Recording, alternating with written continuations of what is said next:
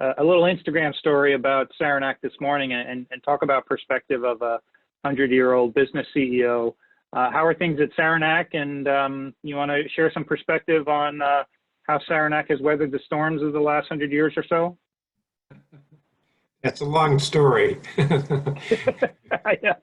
First of all, I'm not a 100-year-old CEO. Okay. Well, I'm sorry, 100-year-old business. Good point.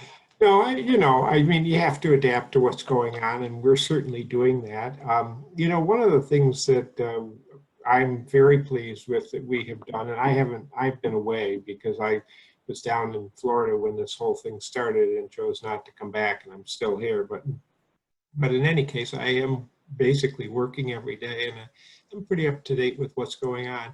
One of the things they've done is they've taken the opportunity, since they have a little more time, to do some really great cleanup things. And I saw some pictures of one of our bathrooms the other day that, I mean, you wouldn't believe that it was the same room.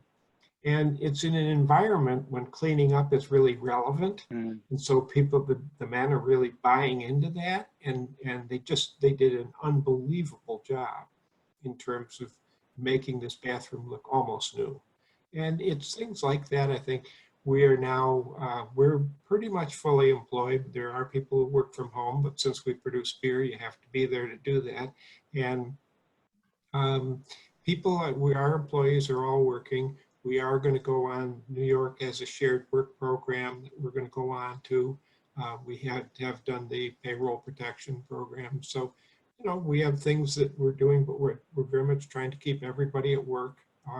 And actually, this shared work program it results in unemployment for the day you get paid at 80% basically of what you make, but and then you get an extra, I think it's $600 a week.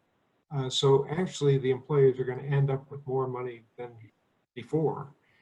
So it's it's kind of a good program, and we're going to use that because we've slowed down quite a bit, and so we're probably going to go to 3 or 4 day weeks in the brewery. And so, but you obviously have to adapt, and you have to do what you can to make it all work, and we'll all get through this. And alcoholic beverages, I don't know, you probably aren't aware of this, but they still are selling in these times. People still in fact, there's some suspicion that people are drinking more at home, and so you are seeing some recovery, but of course all bars and restaurants are closed. And so, for many of us, that's 20 or 30% of our business that just plain evaporated.